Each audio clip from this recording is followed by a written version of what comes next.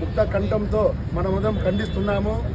ఏదో గ్రౌండ్లో పోయి తుపాకులు పట్టుకొని కాల్చేది కాదు. ముఖతనం అంటే దమ్ము ఉంటే నువ్వు వచ్చి ప్రతి ఒక్కరి మీద దండయాత్ర చేసేటంటే ఈ విధంగా గండుగాల మాదిగా ఒక మైదానంలో అందరూ ఫ్యామిలీలతో ఉంటే నువ్వు పోయి కాల్చడం అనేది చాలా తప్పు.